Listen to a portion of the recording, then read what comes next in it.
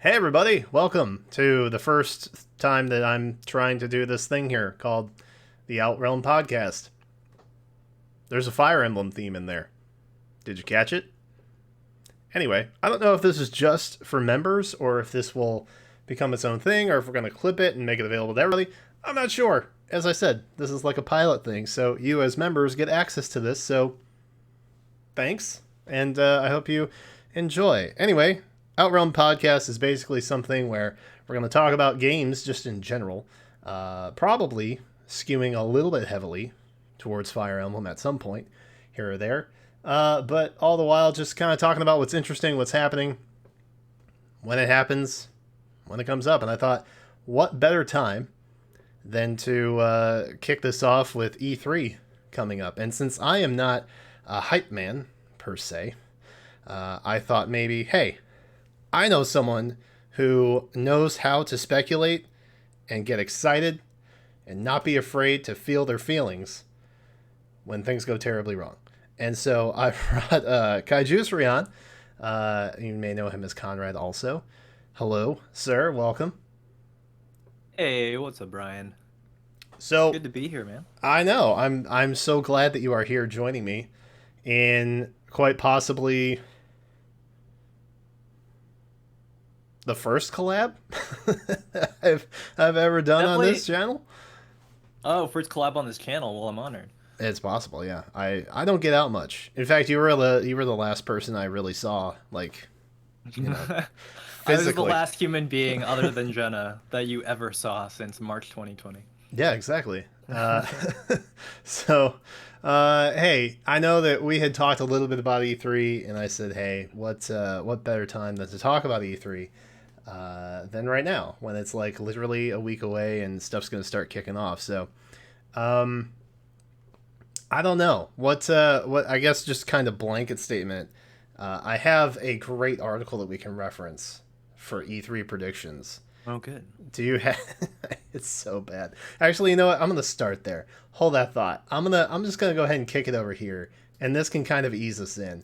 So this is NintendoEnthusiast.com. Shout out to them. That's me. I'm one of those. They came out with 5 Nintendo E3 predictions. Are you ready for this? I'm ready. I'm looking. Yeah. So they're gonna talk about The Legend of Zelda, probably Breath of the Wild 2, based on this image that they're supplying I us. mean, we hope so, right? We hope so. We hope that Alnuma will show up this time, and Uh, then he won't say again. You're probably thinking I'm going to talk about Breath of the Wild too, but this time he'll say, and I'll actually talk about it instead of Skyward Sword. that was maybe the biggest troll moment of the year, I Oh, have I to loved say. it. I thought it was so funny. It was But it was especially painful when he went on to say, like, look, it's so much like Breath of the Wild. We use similar yeah. mechanics. Uh, What did he say exactly? He said like, he was like, look, you can climb things just like in Breath of the "Oh Wild. yeah," or there's a stamina meter just like Breath of the Wild. Mm-hmm. Mm-hmm. Yeah. That Yep. mechanic that like was that a selling point in Breath of the Wild? Did people love that? Everyone I don't hated know. it. Literally everybody. Perfect. Nobody liked that. Literally no one. Here's the worst part of a game that you love, but it's also here. Oh, hey, it's going to start raining, and now your game is over. Congrats. Right. That's it. Yep. Yep. Yep. So, Breath of the Wild 2, a bold prediction on Nintendo enthusiast part for sure.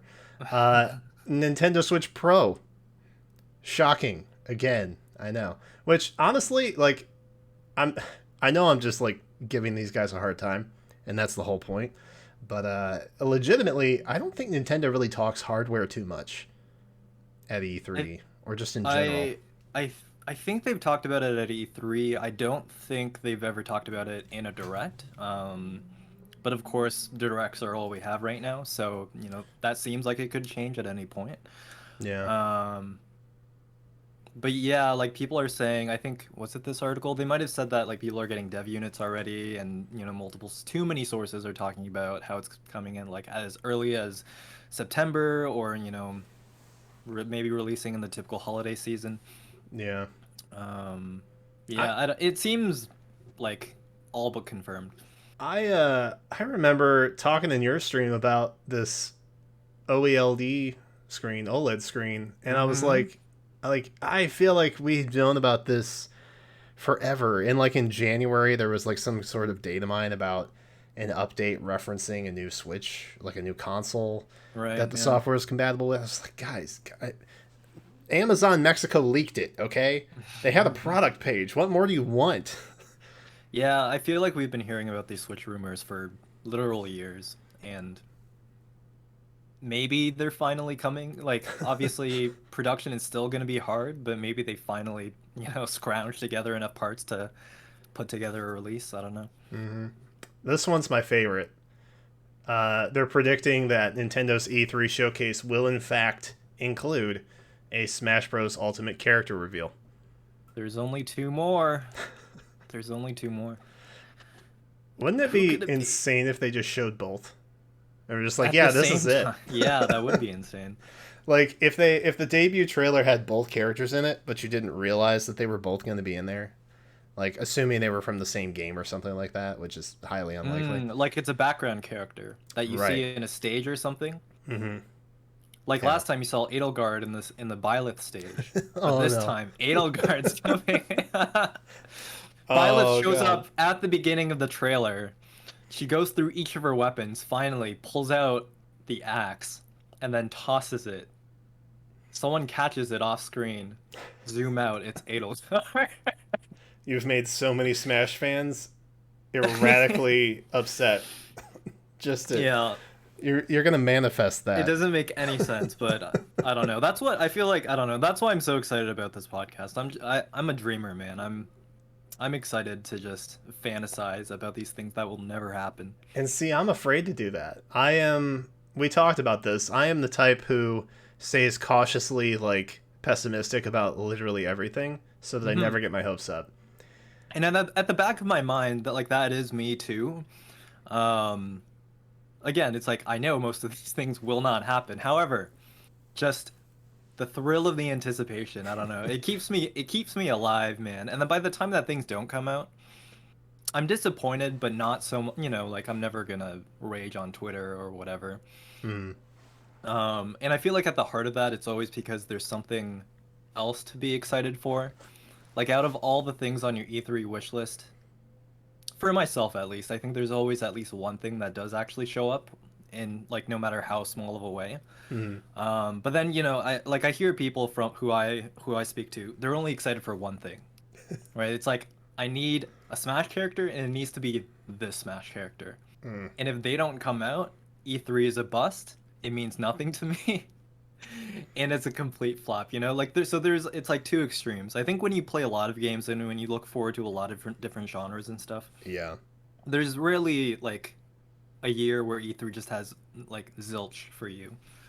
Um, See, coming from the Pokemon community years ago, that's literally all it was. If they didn't announce Diamond Platinum remakes, Diamond Platinum Pearl, sorry, Diamond Pearl Platinum, whatever, right. then E3 was just the worst thing ever. How could they possibly do that? I was I just think like, when you're so deeply ingrained in a single community, that's just what happens. It's like you're in yeah. this silo where everyone's just echoing the same game and it's gonna come out and all these signs are pointing to it. Um, so if that's like if you're hyper focused on that one series or one thing, yeah, you're kind of setting yourself up for disappointment eventually. Even if Right? something comes out now in the future, it's gonna happen. I was like, man, you guys need to play other games. I don't know how y'all can just take that much joy from one franchise. No, I totally get. I do get it because I think like if you're, if you're a teen who has, their first game console and you're getting paid, not paid, you're given $20 a month like I did when I was a high schooler, and didn't work, then yeah, you're probably saving up for that one game or two games a year that you're, getting. Who So, do you have for your Smash your next Smash Pass? my go-to is always gonna be Isaac from Golden Sun, Oh, that's a good and that one. and that's you That's a know good one. that's been there since the days of like Brawl, I think. Uh, But yeah, part of me, like again, it's one of those I know it's not gonna happen. They have no reason to do it right now. I always I don't see think. Isaac and Gino are usually together. Hmm. Um, I'm still hopeful for Professor Layton. I don't know why it would happen, but I just want to see him like throw books at people or something, and that's literally all. The taunts would be great. Don't get me wrong, the taunts would be like top tier. I don't know what he would actually do for a moveset. He can fence, but I'd then be excited to just like have a voice like his in the game. I don't think there's like another oh, that's like true. like gentleman, type of Yeah, character in this game. the closest we have is Rex now. Oh yeah, He's what a refined chap that Rex is. the Salvager's Code. All right, so Smash Fire Pass, another bold prediction. An update to Nintendo Switch Online. This was weird. Yeah. I, What do you think it's weird? because when I've gone through and looked at a couple of these articles, and I was like, I don't see anybody talking about Nintendo Switch Online like at all. Like look, okay, disclaimer. I am a Nintendo fanboy. I always have been. My cousin had PlayStation, and I always thought that he was worse off than I was because of that. But Nintendo's online is garbage. Like there's very little. Like, how do you go through a global pandemic and not beef up your online connected play, let alone have a game like Smash Bros? Okay. I mean, what is it? Mario Party for the Switch literally just got online compatibility this year? Bro, their online game is so whack. I do not understand it. So for them to like go out and predict like, oh, they're going to start investing and really like beef up their catalog, and I'm just like, dude, I don't know. I don't see that happening like at all. I think they'll do it, just in the exact way that will not satisfy anyone but like two people. I guess like the biggest tangible things they could do. Like, do you think they would add N64 games Oh at this my point? god, dude. It maybe. I'm conflicted, right? Because we also have those little classic consoles of the NES, the Super Nintendo, Right. sorry, the NES and the SNES, officially called. The N64 never came out, and everybody was expecting it for like the last couple of years. They were like, oh, we got this that year, we got the SNES the next year, N64, and that just never happened. So I want to believe that they're gonna release those, because like I noticed with the Switch Online catalog, like once they started doing that, it was a lot of the stuff from the classic consoles. I was like, oh, I have these cool little collectible plastic things that work, but I also have the same exact thing on my Switch, and that doesn't require a bunch of cords. So Hmm. I guess Do you, I'll just use the Switch. are the controllers for the minis? Are the controllers also mini? Or are they? I remember No, hearing the. Okay, they're life size. Well, life size. They're original normal size. size. Yeah. Right. Okay. Okay, that's good. I was scared that a tiny N64 three-pronged controller was gonna come out. Right. Um, yeah, that could. Yeah, I think it would make more sense for them. As a product to do that. I do also know like N64 is notoriously harder to emulate than SNES and NES. Oh, is it? Yeah, like like even if you have the same hardware, I hear that like PS1 is like easier to emulate than N64 does. Even though That's interesting. yeah, it's got more power. I don't know what I'm not that deep into the tech, but Nintendo being difficult, as per yeah, like usual. outside of N64, like a Game Boy and Game Boy Advance, I think would be easier alternatives, even if they're, I guess they're not really going that out of order, but Hmm. yeah, I imagine not a lot of people are talking about Nintendo Online because a lot of us don't have a lot of hopes I for really, Nintendo Online. I just want like non-localized games to make it on there. Like Nintendo Japan is making like they're getting all the Fire Emblems. Mm-hmm. Okay, and this is the Right. part where I get a little ragey because I'm like, would really love to play your old Fire Emblem games, Nintendo, and not emulate or try and find like classic copies. Which I think you just did. You just complete your collection? I sure did. Oh my god, so jealous. I'd love to be able to do that. Or I could just play them and, get a feel for it. Maybe not the authentic experience that I am craving, but, it's close. It's something. And on top of that, the Fire Emblem 30th anniversary, that was even limited time. The Nintendo Vault came and claimed, Marth and friends. Yeah. I'm just like, man, why are they doing region lock stuff? I mean, I guess if they don't want to try and translate, right?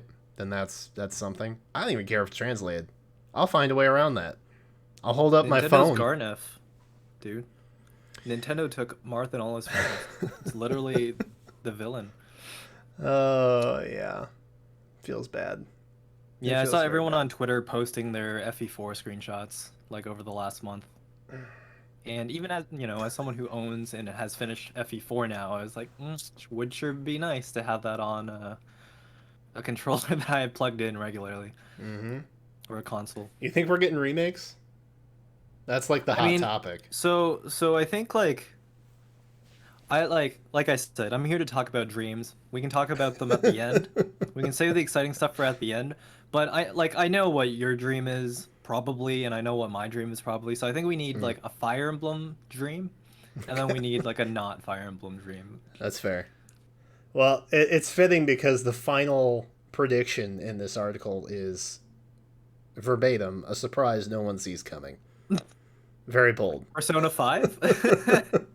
Persona 5 confirmed? Is that what they're saying? That's too surprising, I think. No one's they named I don't Mother know why 3. They put Silksong there. Oh, Mother 3. Are you informed on the history of the desperation for Mother 3? So the greatest thing that could ever possibly happen, okay? And I'm not even a big Earthbound guy, okay? But if this year, okay, Reggie Fils-Aimé came out and announced Mother 3, the internet would collectively lose its mind, I think. He would return as a guest? Sure. Just all right. I mean, it's an old game and the old president, I guess. Just for the meme. I still see people asking Reggie on Twitter, where's Mother 3? Yeah. And he'll occasionally get snarky and say something like, I don't know, I'm too busy playing Animal Crossing or something. And it's pretty glorious, I'm not gonna lie. I miss that dude, but I do miss him. And I think it's because Doug Bowser's been pretty hands-off as well. I think there were no North American reps in the February Direct, right? I think it was all... Yeah. I mean, his name is Bowser. How are they not lean into that, Nintendo? What are you doing? He's scheming. He's planning something. Did they have him do anything with the Super Mario Land 3D port with Bowser's Fury? No, I don't think so. They should have. Oh my god. They've definitely joked about it, when they first announced him. Yeah. But yeah, not so much after that, I don't think. It's tragic. Absolutely tragic. Well, this was written by Chirag. And I think I only know that because I had a high school classmate. Psychologist and longtime gamer. Nice. I mean, I'm not out here trying to judge, but this feels like a pretty safe article full of SEO that's the point. And I'm a little disappointed by that, but lo and behold, there's more options. I could talk about the Nintendo Switch, I guess, or the Switch Pro. Do you think it's going to be a different console, altogether? It doesn't support Switch, it plays new games? Yeah, how the new 3DS had new 3DS games, but could also play old 3DS games? Something like that, I guess, is kind of what I'm envisioning. But I don't know. Not. Right? But I hope not, but also that means the new stuff. Well, is it going to be a PS4 Pro kind of thing, or is it going to be a new 3DS XL kind of thing? That's really the only... Yeah, I don't know. I genuinely like the game carts. I hope they stick with that. I I very much like that. I hope they stay identical. I hope they taste terrible when you lick them. The whole thing. I hope they don't change the darn thing. But I just, I want a little oomph. And evidently it's got 720p, 120 frames per second in portable. I've never played a 120 FPS portable game, I can tell you that. Might be nice. I don't know if I'm playing. You know what? Fortnite would probably be good for Fortnite. Sure. If you're a player of the Fortnite. Always. Forever. Docked, it's got 1440 at 30 frames per second, so that's cool. NVIDIA, evidently, they got a graphics chip that isn't going to Bitcoin miners somewhere in the world. They secured it. It looks great. It sounds great. I think they have some kind of like Samsung screen too. I was looking at that earlier. But it looks relatively good. I'm half of the opinion that what they're going to do is they're going to have a Switch Pro, right? And then they're going to have it's going to be the new Nintendo Switch and the new Nintendo Switch Pro. That's what I'm assuming they're going to do. They're going to market two different consoles, one of which is going to be like a tech spec dream. The other one's just going to be like, classic. Go play Tetris on this. Be happy. So the Pro would play the exclusive games? Because that sounds unprecedented to me, I guess. No, I don't know if they've ever released. I think they're gonna launch a Nintendo Switch that's like the new Nintendo Switch, like how we had the 3DS and the new 3DS. Okay, but they're not releasing two consoles two SKUs at the same time. Maybe because Xbox just did that. It was confusing as hell. Did they? Right, like the Xbox Series S and the Xbox Series X. Okay, so yeah, I hope they don't do that. I know, but like Sony kind of did the same thing too, right? They have a PS5 that has the disc drive, and then there's one that's just digital. But it runs things at the same speed. Oh, Xbox okay. Series S runs poopy. No, okay, I shouldn't say that. They run games not as well as the Series X. Okay. And that's what's confusing, especially for those grandmothers who are getting the Xbox that their kid asked for Christmas. They have no idea which one to ask for. But they'll see both on the shelf, be like, hey, that one's cheaper, and it says Xbox on it. Let me get that one. Legitimately, when's the last time Xbox won the console wars? Like, ever? So, I think they're not playing anymore. I think that's the general stance going with Game Pass and whatnot. That's fair. I think it was on this article, one of these articles that you were looking at, but it said they're releasing an Xbox Game Pass for Switch. Oh, for real? Which, I think it was at the end of the article. I think it had a black background. I don't know what that means exactly. Just hearing that, it sounds like you would. Oh yeah, right here. Xbox and Nintendo have been, collaborating with each other a little bit. Like we've been getting games like Ori and Cuphead, and Banjo-Kazooie and Smash. Mm-hmm. Minecraft Steve. Let's go. So yeah, I don't know. I'm not deep in that rumor mill, but I don't know. It's interesting. Like if they can get something like that on the system, I don't know if it would be its own app or if you download it through a separate store. They'd have to show it to me for me to understand. I'm just kind of waiting for Nintendo to buy Xbox. It'll never happen, but legitimately. No. Legitimately, just do it. Xbox buys Bethesda, Nintendo buys Xbox. Well, I guess there's Skyrim on Switch already, but now you got first party. I don't know. I want Nintendo to adopt the Microsoft concept of online gameplay. That's what I really want. Yeah, that for sure. They need some help from anyone, really, at this point. It's so terrible. Have you tried playing Smash Online?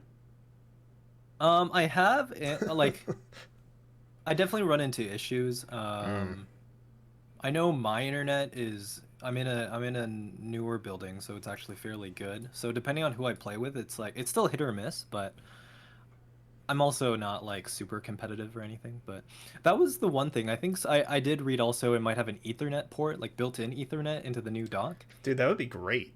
It's just save me like $25 or whatever it is, Like it's plug and That play. that was It's that another simple. great moment where they announced Smash Bros. Ultimate, and they're like, by the way, you may want to get this fancy USB Ethernet port adapter to play Yep. online. We recommend it. You should do that. I Yeah. was like, oh god, you guys are killing your own hype. What are you doing right now? Yeah, that's Uh, something you leave like on a tweet after the press conference. that's like the finest of print in the Right. slide after, and then you get frustrated because you never actually saw it.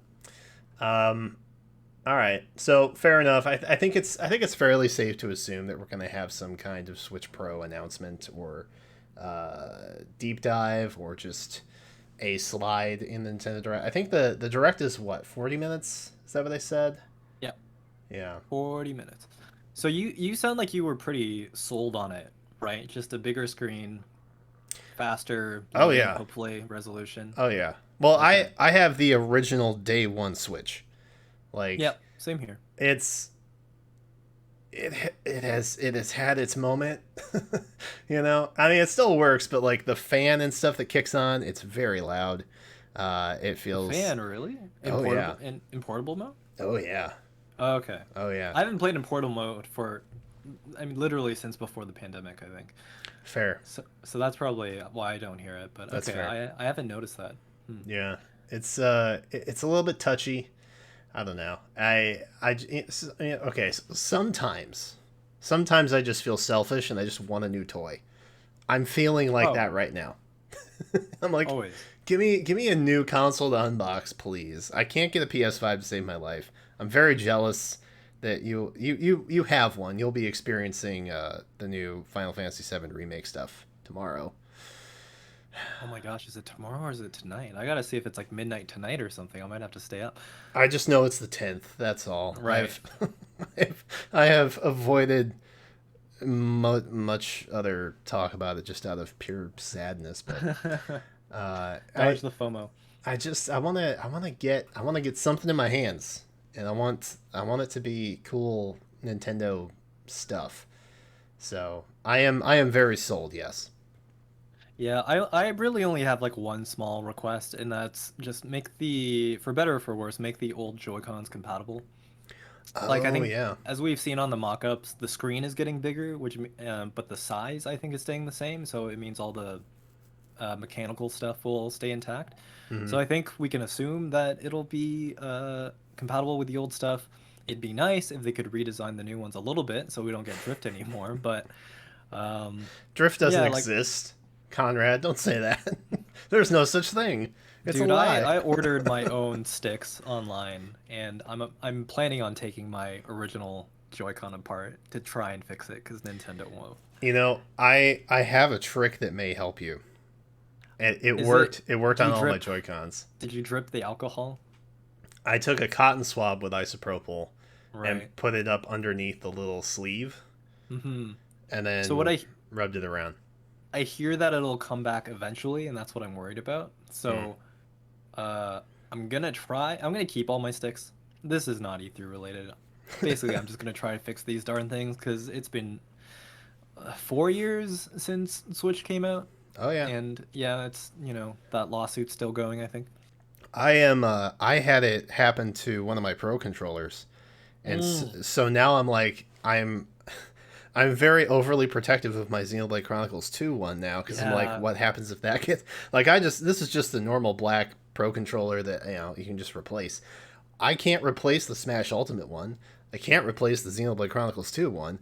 What happens if one of them gets drift? My world is ruined.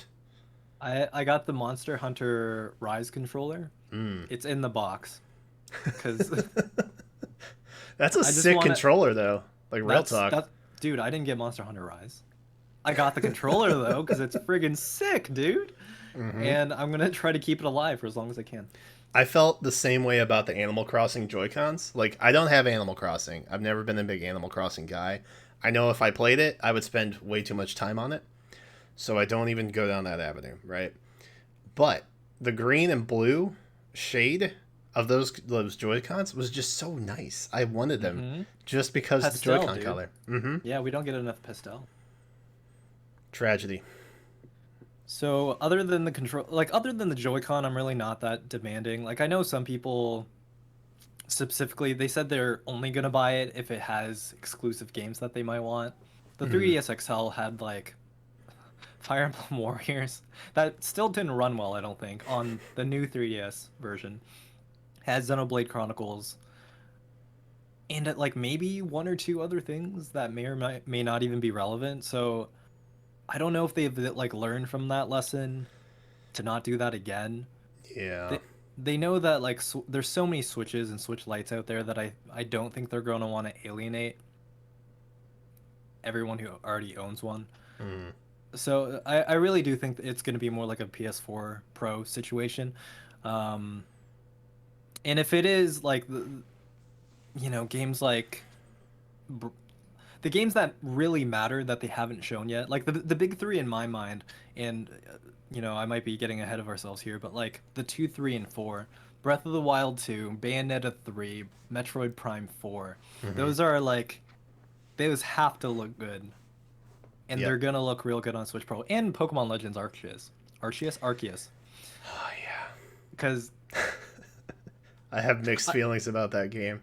I looked up a GIF of the footage that they showed, and then there's like you see Chimecho, uh, and it looked like a GIF inside of a GIF because it was literally just like 3 frames going up and down. Oh A- no. and yeah, I don't know if they're gonna show that again because I think it's like a 2022 game, early 2022, but it's gotta like that was one of the surest signs in my eye that a Switch Pro was gonna be real. Mm-hmm. Yeah, that's fair. I mean, do you want to talk happy happy wants and needs of E3 at this point? Because I have no, again, we're going off the cuff here. I have nothing else to talk about. So if you want to switch over to, because I heard you mention Metroid. Okay, so Yeah, so I I'm mean, here. I'll let me phrase it this way. So out of the 2, 3, and 4, which of those 3 games do you want the most? Oh, Breath of the Wild Or 2 for sure. okay, Yeah. and is that just because you like Zelda that much now, the I most now, or I just really like. I'm not even like the biggest Zelda fan. I just really enjoy open world stuff.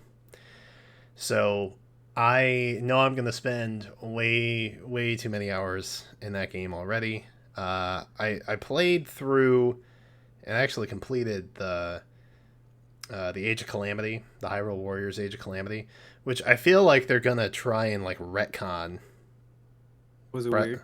Breath of the Wild. Oh, it changed the entire Breath of the Wild timeline. Not trying to spoil anything, but it changes pretty much everything. I think it's safe to say.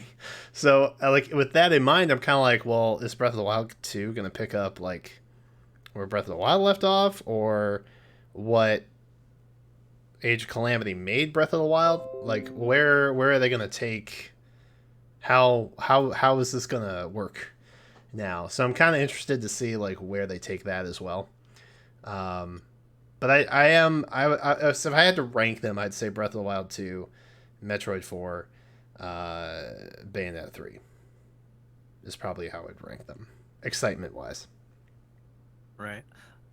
I feel like you're more leaned into the adventure side of things, Probably, yeah. which I imagine is like for those 3 games that kind of makes sense. Bayonetta is very just like fight the stuff in front of you and then keep fighting the stuff that comes up. Um, do you have a history with Metroid? Have you played the other Prime games? So I've dabbled. I'm one of very few people who thought that Other M was like kind of okay, and I didn't absolutely hate it. Uh, Same, and I think that's because I wasn't that deep into like I didn't grow up playing Super Metroid or right, yeah. the other Prime games. I was like surface level enough to be able to appreciate it, but also not get like super ragey mad about why it's awful. I thought the skill. All right, so just to my one major beef with Other M if I may just disclose this quickly before everyone takes my gamer card away. I thought how you obtained your skills in that game was kind of dumb, in that the commanding officer basically said, oh, hey, we're going to authorize you to use this now because we can. I'm like, I have all these superpowers just lying dormant because I'm listening to some dude who's telling me not to use them. Why? I feel like that kind of hints at like the entire reason why people don't like it, right? It's just because Samus is not as headstrong as I think she usually is. Again, I don't know exactly how she is in the other games, but it seems like some people thought that she was a little too passive. Yeah. Maybe. Yeah. Or just frail. Yeah, that's a fair critique. But again, I was in high school. I had no idea. You know, I saw the Samus. I was like, that's the best Samus face I've ever seen in any of these games. It's better than Brawl. And that was good enough for me at the time. And you know, I thought it was cool how you could turn the Wiimote sideways and then point it exactly in different modes. I thought it used the controller pretty well. You know, when they were all about the Wiimote technology and stuff at the time, I thought it was all right. But boy, don't have that opinion on Twitter. People will come at you, come at you hard. Yeah, so I know I said I was here to bring the hype, and like maybe I should have said I'm here to bring like the hipster hype, because these 3 big games that people have been waiting for like, I don't know, 2-3 years are like they get the flattest reaction out of me. And I think it's because like I don't have a history with Metroid, like I said, or a really big one. I'd love to go and play Super Metroid now, because I'm in love with that genre now. But Bayonetta 3, first one still sitting on my shelf. I love all of Platinum's other games, but that franchise in particular, I haven't gotten too deep into. And then Breath of the Wild 2, I'm scared of it. I know it's going to be good. It's like what you said for Animal Crossing. I know it's going to be a 200-hour game. And I don't, like, I'm excited for it, but if it doesn't come out, I'm not disappointed, because I'm like, thank God, I have 200 hours now to put to anything else. But it looks really cool. I hope we get to play as Zelda. I hope there's, like, some kind of dark Hyrule underground, you know, kind of theme going on there. I hope they expand on the story more, because the story in the first one was, I think, pretty light. And I hope because you get to play as Zelda, I hope she's more, you know, I hope she has more agency as a character, because she kind of did just, you know, run away or need to be protected or be saved, like. And I feel like that's what she is for the most part, but I don't know. I feel like there's some hints in, like, was it Twilight Princess? I felt, you know. Did you play Age of Calamity? I did not, no. She has a much more dominant role in that game than I think I've seen in any other Zelda. Like, she is more or less the driving force in that entire plot point. And so that's kind of why I'm like, man, I really hope Breath of the Wild 2 picks up from here. Because I feel like the characters are much more fleshed out at this point. And it's more than just like, oh, hey, I'm going to go seal this dude away for like 100 years. Come find me when you got time. I'll be here, just waiting. But you know, like, I'm thinking of like, what was it? 4 Swords? Is that where you had like the multi co-op type situation? I feel like if Link and Zelda both have different like functions wise, which is kind of made pointless through the Sheikah Slate. I don't know. I want them to like serve different purposes that you have to like select between the two to like solve puzzles and things like that. I want something to go back to like that route rather than just kind of having this one and all tool in the Sheikah Slate. Not that I don't like the Sheikah Slate, I really do. But I don't know. The way that Breath of the Wild capitalized on like game physics to just do anything is what I think probably their strongest assets that they have running for that series. So I kind of want to see them take that to a different level. That's what made it stand out from any other open world game. Right. Yeah. So it's just there were puzzles in the environment, and you know, so many ways to navigate it depending on what tools you enjoy using the most. Yeah. Yeah, I don't know. Some more dungeons would be nice. I don't one full dungeon at least. I don't know. So which one are you most excited for then? Still Breath of the Wild 3 or 3. Yeah, the Technically next could one. be. Yeah. No, the Breath of the Wild for sure because like I said, I don't have that much connection to the other two, even though they are on my queue that Hmm. I have in front of me right now of like literally 50 plus games. But um, yeah, this is I'm excited for Breath of the Wild 2. It's not at the top of my list, but I'm excited for everyone else who is just dying to finally see it. So take me down your list then. What is on your list? Okay, so I mean, let's not go to the biggest thing first. So Monolith Soft Hmm. has not come out with a main game since December 2017, which was Xenoblade Chronicles 2. Torna came out September Hmm. in the next year. Definitive Edition came out last year in May, uh, which, you know, Torna, an expansion and a remaster, remake, whatever. It doesn't take a full team's effort, I don't think, and it's been almost 4 years now. So I think there's a decent chance that they'll be able to show something new See, again. there was something 2 or 3 years ago that they teased where they were talking about a new open world that wasn't tied to like any other franchises they had been working on. It was a new IP basically. I want to know what that game is. I'm excited for that. I hope they talk I about that. I vaguely remember hearing about that. New IP Monolith Soft. So I guess this is kind of spoilers now, but this was a little bit tied into my uh, out of left field like biggest dream. Yeah. But I'll just say it now. That new, it's not a new IP. That new project that they're working on, it's the new Golden Sun, baby. Oh, It's for the real? remake of Golden Sun. I'm not no, but I'm saying, I'm willing it into existence. Oh, I got you. I got you. Yeah. Oh God, It. you spoke with such confidence. I believed you for a second. Oh, I I was like, mean, wait, that's how you make miracles happen, dude. You got to believe in it. that's fair. Yeah. Because Camelot already had their shot on a new Golden Sun game on the DS. It was okay. A lot of fans weren't happy with it. Part of that is because it's been so many years since they made the original games on GBA. All the staff has changed. They're used to making, you know, the Mario sports games now. So let's give it to another. Because I don't think Camelot's even owned by Nintendo. I think they just make games for them, and I think Monolith is in a similar position. So just hey, these guys make great RPGs that are Japanese, and they make huge, beautiful landscapes based on like a really original creative world. And I think that's exactly what Golden Sun has.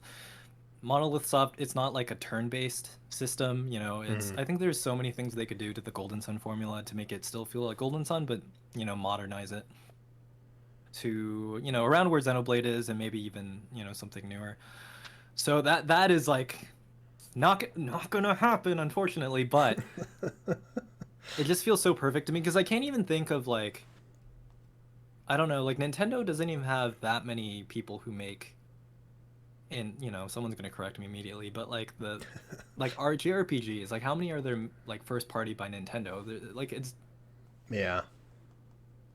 is it just Xenoblade? Like off the top of my head, I can't even. I mean, Pokemon, you know, obviously, but like Octopath is Square Enix, but you know now that's on like PC and Yeah. Xbox. Um, Ryza is you know like all the Bandai Namco games, all the like, Atlas games. But yeah, I would love for someone as well versed in JRPGs at Nintendo now to get a shot at Golden Sun because the Golden Sun like train is never gonna stop. There's not that many of us, but yeah, every there's like a whole Twitter for it. You know, there's oh god, there's like a Golden Sunday every once in a while. Is there really? It's that big, huh? No, it's not big, but I, It had every like it has a big underground. I guess is there's what I want to there's a say. dozen of us, but all dozens of us are like screaming, you know, at all times. But yeah, that is my number one wish that will not happen. Um, Or it could just be Xenoblade Chronicles 3, that they added Mithra and Pyra in February, That's true. only making it more popular. They're seeing how the price is going up, or they're not paying attention, who knows. Yeah, that was an odd pick. Honestly, like the timing of it. Like, don't get me wrong, I'm thrilled. I'm very happy. But weird choice. And you already had like the Rex outfit for the Mii fighters. Like, why would you do that? Xenoblade Chronicles 3 makes sense. And Isaac from Golden Sun are still possible. Fair. Because they already have Mii fighters, but no, yeah, like it's only gotten more and more popular, and like I remember when I finished Xenoblade 2 the month that it came out, and nobody was talking about it because I think it's just a huge JRPG and it takes people a lot more time than I do. I blaze through these games. If I'm excited about them, they're done in like a week to a month. Oh yeah, not to get like off track here, but like you just crushed Tokyo Mirage Sessions in like a week.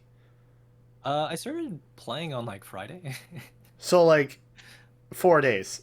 It basically took you. I'm in vacation mode right now. Okay, I'm waiting for my merch to arrive. I do my 9 to 5, and then I roll over to the couch, and I play some JRPGs. I like it. So yeah, I would say like, I don't know. How do you feel about the chances for Monolith? Some new footage from Monolith. I think there's a good chance. And I say this, like, strictly speaking from, like, I keep tabs on the business side of things because that's where the real money is. That's how you know that Retro Studios is hiring game testers for an upcoming project. They've talked about the size and staff of Monolith growing, like, by a lot in just the last few years. And like you said, they haven't really put out a whole lot recently, right? So that means there has to be some kind of behind the scenes stuff going on that's getting, they're kind of ramping up for, is my assumption. So I think there's a decent chance, genuinely. There's like, what was it? The Game Freak game. I can't remember what it was. Like Small Town Hero or something like that. Yeah. Nobody. Town. No, it was just called Town, I think. Town, yeah. No one literally like thought that would be a thing. Like, oh, the Pokemon guys are doing a different RPG that is nothing like Pokemon. Weird. So like, I could see Monolith kind of being like in that prime zone where it's like, okay, they've had a bunch of traction recently. Definitive Edition did really well. I think it brought a lot of people back to the Xenoblade Chronicles 2, I think, was a fair introduction for a lot of like non-Xenoblade fans prior. But then when they got a hold of Definitive Edition, which I feel like is more of a traditional Xenoblade experience, I think is what I want to say. Yeah, it was not nearly as anime as Xenoblade 2. Yeah, I feel like they kind of have enough traction now where they have they have a good blend of audience now, and they can kind of like go and do something like a side project or obviously continue doing more Xenoblade stuff. But yeah, I think their chances are, I give it probably like an 80% chance we see something from them. Okay, 80. I like 80. I think, should we make a bingo card of all these wish lists? I don't know if we even have enough. That's like 25 different things, right? But I have genuinely one wish list item. Okay, what's yours? That's it. I just want Fire Emblem remake of some kind. That's it. Okay, so let's get into your biggest dream is Fire Emblem remake. Mm-hmm. But let's add something. Give me one additional detail that would like sweeten the deal.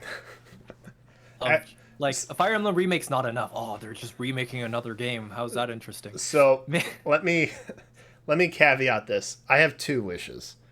Okay. And within the Fire Emblem sphere, I guess specifically, I really want another Warriors game. Really? But I want them to get it right this time, and I want them to put Tellius in it. Because it's absurd that they excluded Ike and friends from the first Warriors game. So if I'm remembering correct, was it... like, as someone who just finished playing Tokyo Mirage Sessions, And that was all Awakening and Arcanea characters. Was it the same in Warriors? No, No, Lynn was in it. Lynn was there. You had she was like the only one from Alib, I think. Celica was in it. You had Technically Arcanea, though. I think that's that's what I was yeah. thinking. It was like they're all from Oh, I see what you're yeah saying. Yeah, that yeah, yeah. that that original continent. You know. Fates was there, although I guess that You're kind right. of I don't there. There's Awakening Fates There's crossover. Icelandia could be Arcanea. Who knows? We don't. Yeah. It very well could be. I think Lynn was kind of like the big outlier, I guess. I'm trying to think back to everybody.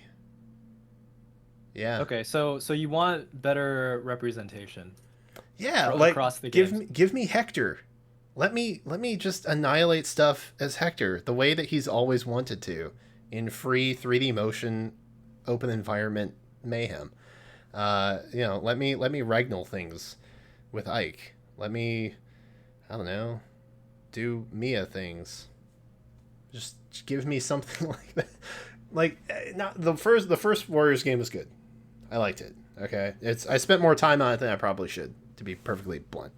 But I want the characters I really like, and frankly, I'm still not entirely convinced that the whole. Did you see the whole Castle Conversations mishap with the Fae anniversary thing that they did?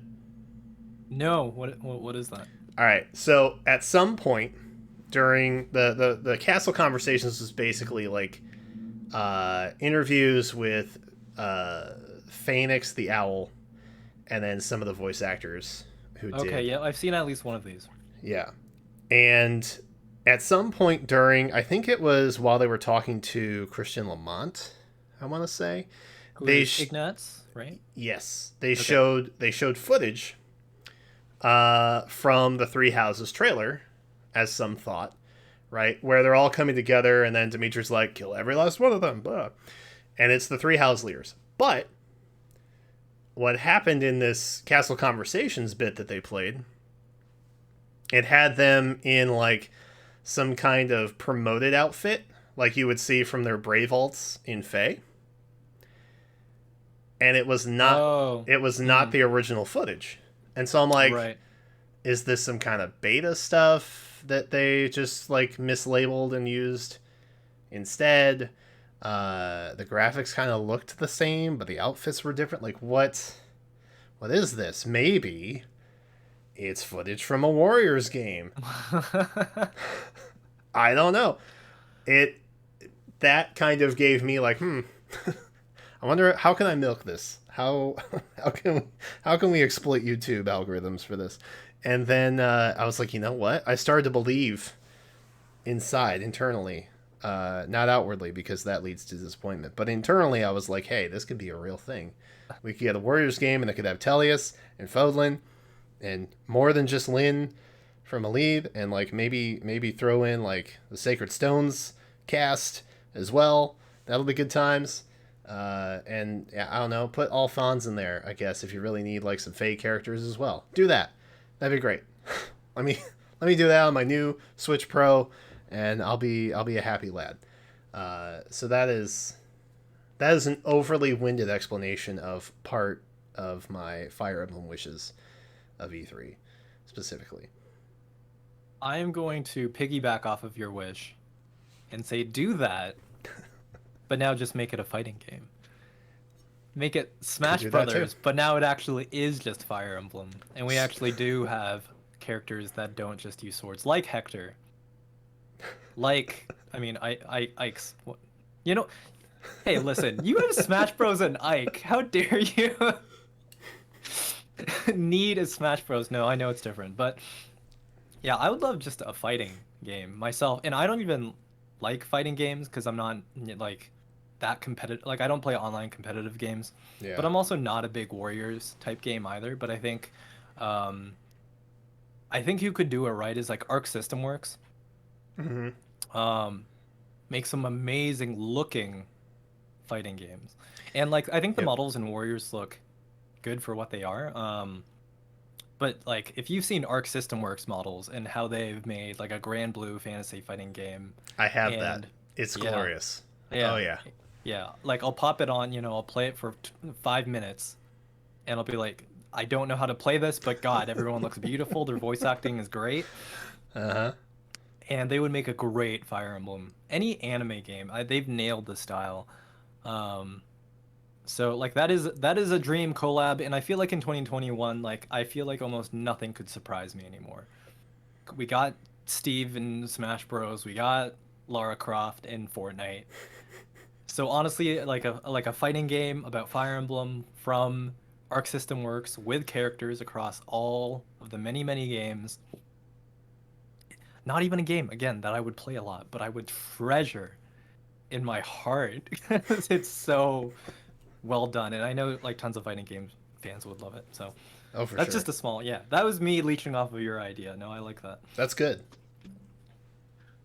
Okay, so that is half of our dreams out of the way. Some other smaller stuff, like I was thinking about like remakes and remasters.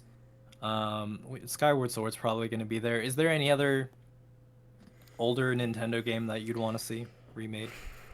Ooh. Or even just ported from like a Wii U. There's probably not, there's only like a handful of Wii U exclusives I think that are still unported, but I kind of got mine with Super Mario 3D Land. Like that was your that that kind was of on your art. wish list. That was such a good game, and nobody played it because it was on the Wii U. Um, and I'm beyond happy that now I have that on. I have no reason to play my Wii U anymore. Honestly, I have Tokyo Mirage Sessions on Switch. I have Super Mario 3D Land on Switch. Um, I guess if we're going back like way way way far, um, I like I genuinely like Super Mario RPG is one of my favorite games of all time. Big childhood nostalgia with it. Um, I genuinely love the humor and the writing in it.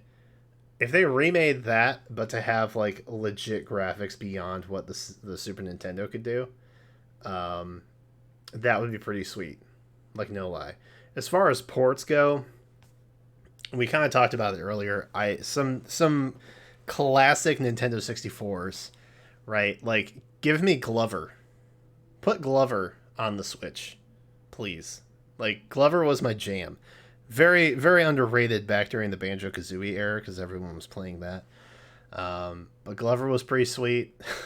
Ryan, I've like never looked at this game before. You've never I'm heard of looking at screen. Glover? I think I've heard of it, but I think this might be the first time I've ever seen images of Glover. Oh my god, dude! I love My mom actually made me out of felt a Glover plushie. I still have it. That's very cute. So is this first part? No. Who's Hasbro? Hasbro made this? Yeah, I think so. It's about a magical glove, and I'm assuming they just wanted to like kind of lay way into some sort of Parker Brothers board game stuff with a magic hand of some kind. I don't know. But it would make sense if they were. God, I am so glad there are like always more games for me to discover. Cause like every time I think I've hit the bottom of the well, there's just like another layer. And then someone brings up Glover. I'm like, what the hell is this? Okay. All right. Interesting. Okay, I'm gonna have to. I'll report back to you later, and I'll let you know Okay. if I also want. Wait, so you said you want a port, not a remake? I mean, if they did oh god, I mean, once you look at the graphics and realize how like, well, you won't be able to tell how clunky the control was, but it definitely needs a rework to an extent. Yeah. I'm seeing this Glover box in the corner. There's like a red starburst. It says Target exclusive, $10. And then it says limited edition T-shirt and $10 off coupon toward. I can't even read that. Towards some kind of Glover on Nintendo 64 game pack. Unappreciated. Extremely bizarre. Unappreciated in its time. It says $10 like printed into the box. Like either it was a bestseller and then so they like released it as like a classic. It was that good, or it was just like immediate bargain bin. I'm so curious. Okay, anyway. I would bet bargain bin. honestly, Yeah. Yeah. for sure. Okay. Okay. Okay. The only other series that I'd want maybe ported. I don't think you really have to do a remake, but give me Professor Layton games on Switch too. Oh, dude, Great Ace Attorney coming out Mm-hmm. this month. Yeah. It's the If time. that does, I'm yeah. telling you. If that does well, there's a good chance. I still have those games on DS. To be honest, Oh yeah, I have every I have time the movie. there's a movie. There's a movie. There You is a can just watch movie. the movie first. That sounds like lower investment. Is it a Uh, good movie? eh, like you All gotta. right, okay. I'll start with the games. I don't want to ruin the games by watching the movie first. It's like watching the Persona 5 anime first. No, Don't do that. it's a completely separate story. They Uh, made an additional story, like game story for the movie. It's not based on any of the games. oh, okay. I mean that's actually better. You can enjoy Then, both without yeah, having anything ruined. right. There would be less scrutinizing. There would be less people pushing up their glasses and be like, the manga was better. Hmm. Do you think Xenoblade is it Xenoblade X? Xenoblade Chronicles X? Hmm. Because that's like one of the final Wii U games that aren't ported. You know, I wish they would just. I wish they just port everything, even Xenogears, if that's even realistic. Just put everything, give it all. Just be done with it. Like stop making me pick and choose consoles at this point for all of my Xeno needs. You know what I mean? My Xeno needs. Yeah, Nintendo, just give me everything. Yeah, like it. Like, how did you feel personally about Xenoblade X? Um, I never played, because you were but I would. disinterested in Oh, okay. But I would if I had the availability of it. Basically, is what it boils down to. Like you have a Wii U, right? Or do you mean just like is it hard to find? The game itself, I haven't found. Like back when I went to places and I wasn't stuck inside my apartment every day, all day. I would like I would shop around the used stores trying to find like some gems and things like that. I never came across it, and then once I realized that eBay and things exist, I never really tried to find it. I guess the main issue I have is every time I think about getting a new game, I look at my backlog, and my backlog is basically just shedding tears of sadness every time Dude, I just walk I past shed it. tears of sadness every time I think about the backlog. Which is why I do things like beat Tokyo Mirage Sessions in 5 days. Hmm. To just feel like there's a chance that, before I leave this world, I will get through most of my backlog. I wish I had that dedication. Like I have Rise of 1 and 2, literally just Oh, waiting dude, for I me. started one. Dude, it was literally I started one, and this is not E3 talk anymore. I'm gonna make this quick. I started one. I played for 2 hours, and then I was like, Tokyo Mirage Sessions is also on that shelf. I put that in. I was like, oh my god, I Hmm. still don't care about idols, but this gameplay is immediately engaging. I'm gonna keep playing this, and then I beat it in 5 days, and Rise is just sitting there. So, Right? yeah, I don't See, know. I'm let this be a PSA. Play Tokyo Mirage Sessions if you haven't. It's totally guys. worth. If you're Totally dying worth for it. Persona 5 on Switch, please just play Tokyo Mirage Sessions. It is like 80% of the way there to Persona 5. Okay, so there's some other like stuff that I think are givens that we'll see Tuesday, right, is when the direct is. So Hmm. Splatoon 3, Oh probably yeah. like some gameplay reveal, I think. They'll probably do some quickies for games that are coming out this and next month, like Neo, The World Ends With You, Great Ace Mm. Attorney, No More Heroes 3 in August. And then do you think they'll follow up on Pokemon Diamond Pearl? I feel like they have to, right? Like they have Yeah. to. People are going to be upset if they don't. Maybe not. Probably not Legends, which is that Arceus thing. I hope. I hope they don't show us anything. I hope we just forget about it until they're like, "Hey, it's here. Look how great it looks." But I Um, feel like that's part of the selling pitch for the Switch Pro, right? Is I like, by the way, hope. this is how much better this could look. Yeah. Yeah, remember this thing we showed you? Yeah, here's Well, look at it Pokemon Legends now. Arceus Functional Edition.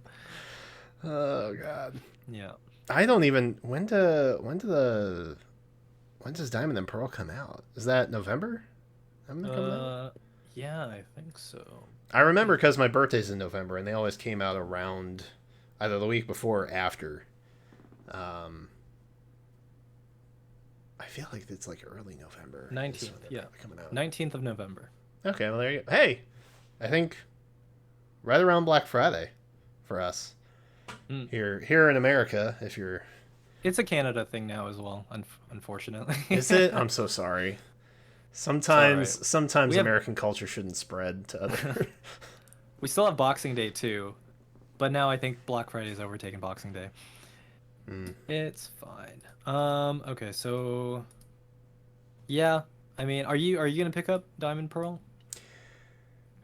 So here's the thing. I will at some point.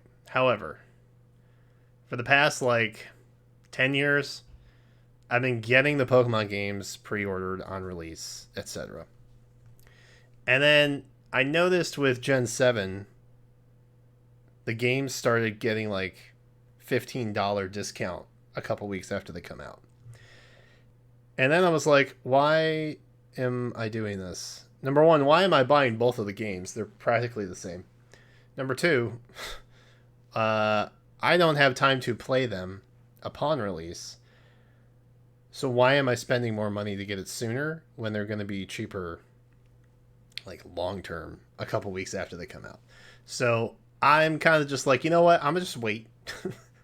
I will probably get them at some point, just because I really liked Platinum, which I'm hoping. You know, people always said like Platinum was like the complete version of Diamond or Pearl. I'm hoping it mirrors that, but they've also said it's a very true to form like remake for Diamond and Pearl. So I'm like, maybe I'll wait. I don't know. I'm on the fence. Are you getting it? No. Fair. Hard no.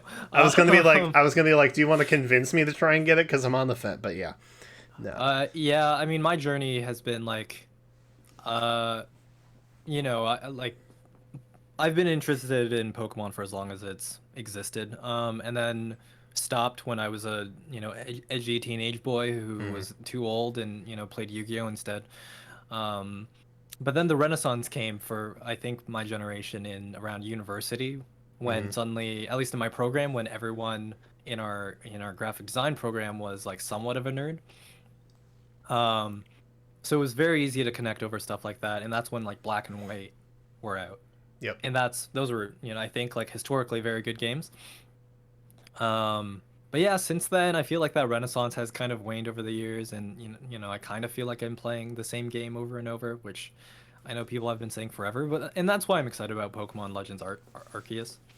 Yeah. Because it looks like, something they're willing to do something a little bit more out there, and then if it works, maybe they'll try to incorporate it back into the main games once it becomes like safe and like in a Yeah. very safe environment like they like to do with Pokemon.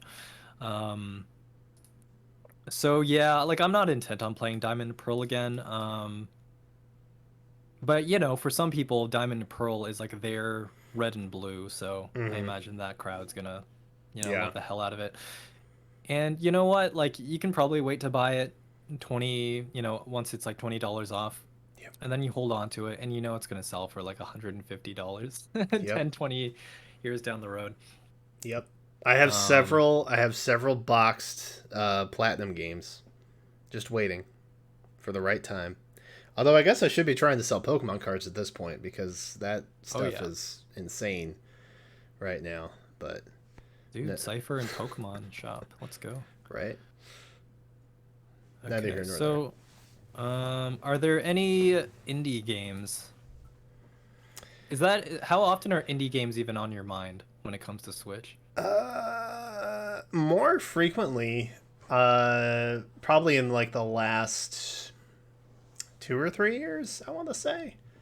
I think that mostly had to do with like the rise of games like Celeste, for example. Like I started I started kind of paying attention to it more because the Nintendo Switch had such a good indie presentation, I guess. Like even the indie directs were like, "Oh, hey, this is like nice. I can get on board with this." But now that I have Steam on my fancy new computer, I'm trying to go through and look at I'm trying to shoot. What was the name of that one game? I auditioned for a couple voice lines and never heard back, so I assume I'm not in the game. But they oh no, they have like an all-star cast, like it's bonkers. I don't even know why they had to open auditions, to be honest. But there's that. I think Ender Lilies is another one that was on my radar. That's this month too. Yeah. This month? Next month? Yeah.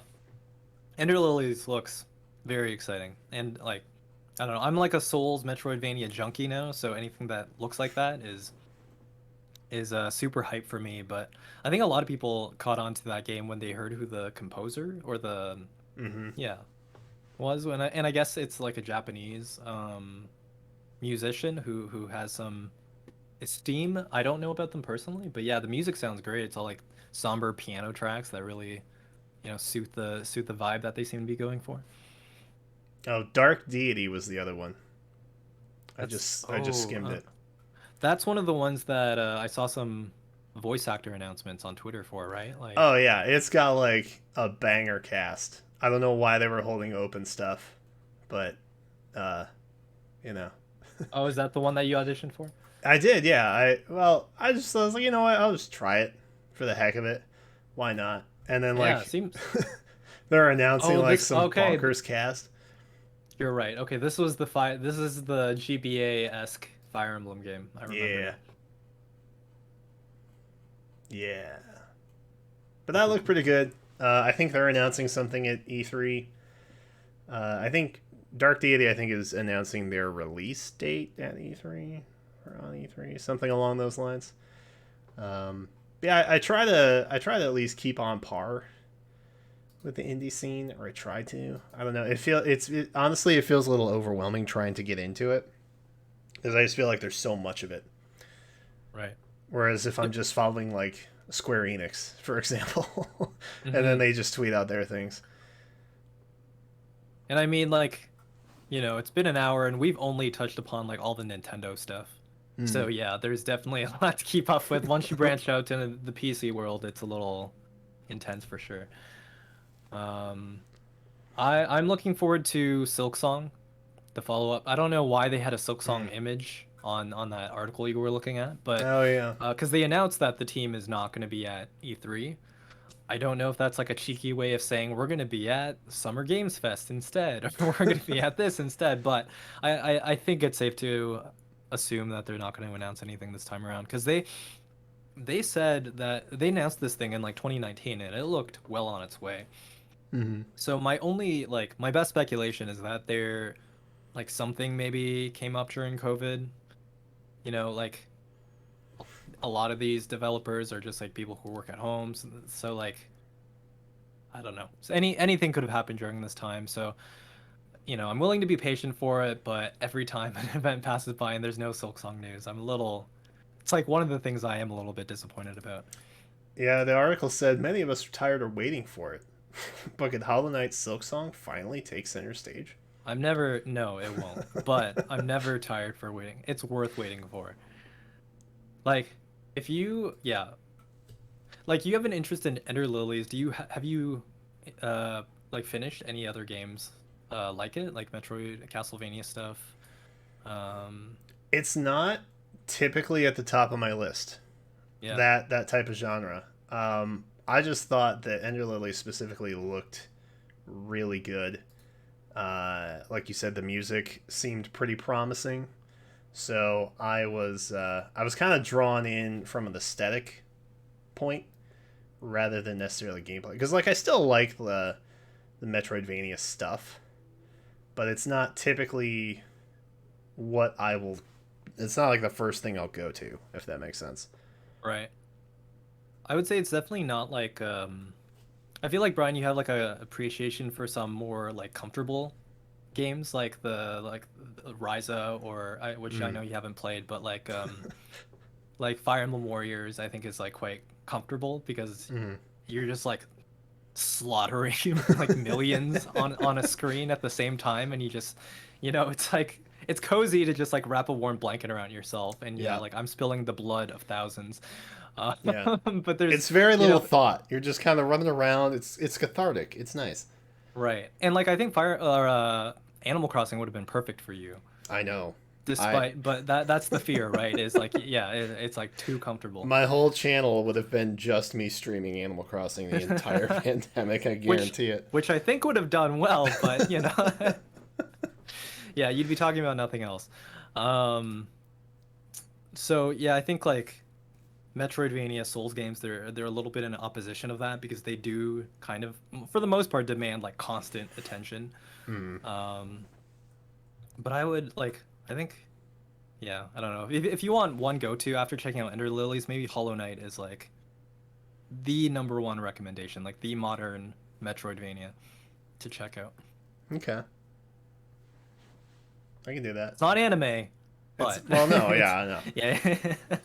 I've I feel like most of the fans I talk to who are like, into JRPGs naturally are very closely partial to anime games, but that's why I think there's a part of me feels like that's part of the difficulty in recommending Nier to some people, because Nier basically is anime, like it, Mm. but it's not, like it's dirtier, it's grittier, it's got more realistic faces. Anyway, that is its own topic. Should we talk about our craziest dreams?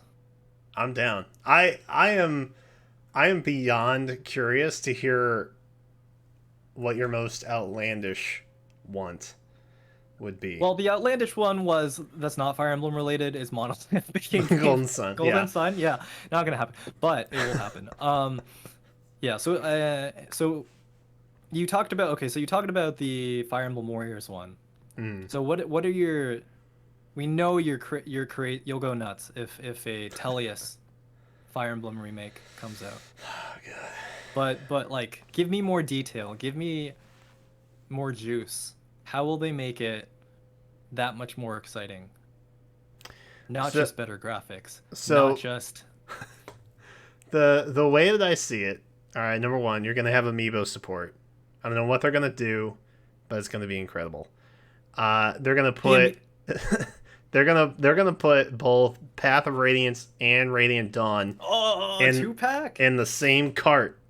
Mm. And you'll be able to do maybe save data transfers or something. I don't know, something bizarre like that. Like back in the shoot, which one was it? There was was it Path of Radiance? There was something where if you had the Game Boy adapter on the GameCube, Oh no.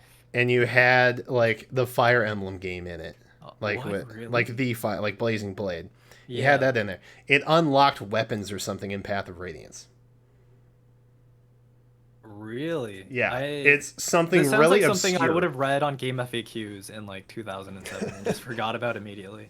Well, that's how I stream all my stuff. Is I have like the consoles to basically stream it wired. I don't emulate anything. So when I was looking that stuff up, I was like, oh, that's weird. I never knew that. But yeah, there's like some sort of unlockable. If it this is like save data when you have this obscure GameCube add-on to like your Path of Radiance thing. Super weird. Not even relevant, but maybe something like that. I don't know. There's In the Japanese version of Path of Radiance, the player could unlock character art galleries for each of the 3 GBA games, as well as 3 trial maps, one for each GBA title to complement the trial maps unlocked beating Path of Radiance. Interesting. Yeah. Yeah, I never knew that. I only knew that your characters get leveled up a little bit in Radiant Dawn if you had a Path of Radiance save file. That's actually really cool. I didn't know that. I think you didn't. Oh, okay, yeah. I didn't know that. I'm pretty sure that was a thing. Because yeah, you just plug the GameCube memory card into the Wii, which I did. But Smart. okay. So, what could they do? So unlockable maps with amiibos. Sure. What else, Brian? Give me one more thing. That'll just push me over the edge.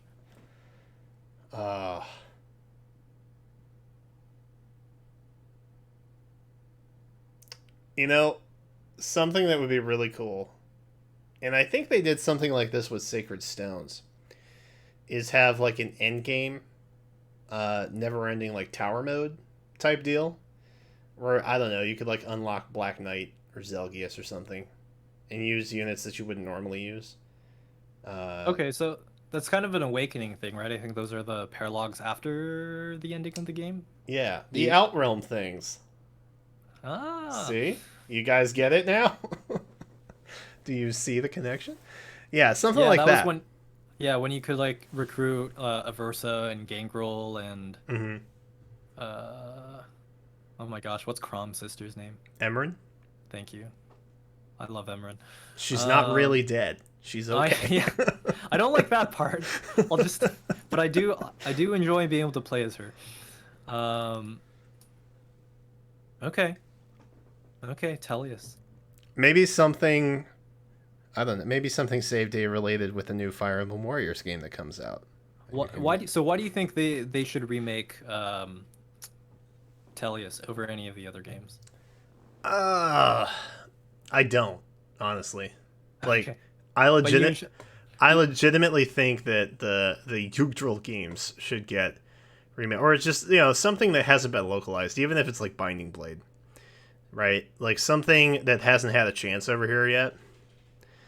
But I do appreciate. I am a Tellius boy at heart, so I would very much like to see Titania in like some sort of scalable 4K if the Switch Pro can handle that kind of nonsense. But ultimately, I don't know. I want FE4. I do, but at the same time, I also really want Tellius, and Tellius is always going to win when it comes down to the two. Unfortunately, I'm sorry. I know many of you are probably disappointed to hear that, but it's the truth. I'm speaking my truth. I mean, I think it's natural for more people in North America to have a bigger connection to Path of Radiance, right? And just imagining it, like, So I good. think number one for me, better voice acting. Oh my God, yes.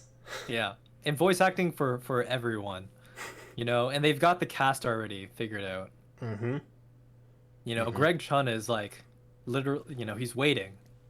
He's probably not that not that desperate, but he's there. He's available, Mm-hmm. to play as like, um, honestly, that would be number one for me. Like, I actually kind of liked the graphical style of Radiant or a Path of Radiance and Radiant Dawn. Like, they're a Mm-hmm. little bit blocky now if you go back, but um, Oh yeah, Ike's fighting animation is so bizarre. raise the sword, He's just drop got the his sword sword. up, and he goes back, and that's it. Yeah, it's like a stapler. He just like snaps back and forth between two states. But bro, when he snaps an ether, Oh, oh yeah.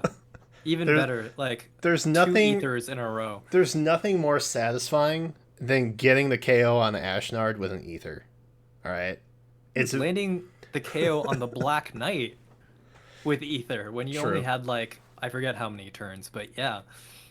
It's very underwhelming otherwise because you're literally just like his Yep. arm is just flailing. It's bizarre. Yeah, like in 2D, you can just imagine it. It's just a two-frame animation. Uh huh. Sword up, sword down. Yep. Over. So wait, So, is that your remake wish also? no, of course not. Okay. I have to be the contrarian here. I have to tell Okay. you why Jugdral, no, well, not Jugdral, just Fire Emblem 4 is more worthy.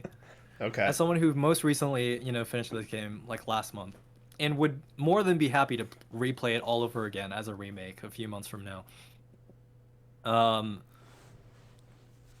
First of all, like why I think it's happening because okay, you know what? Okay, no, no, no, no. First, I'm just gonna say the unrealistic prediction. So Fire Emblem 4 gets a brand new remake.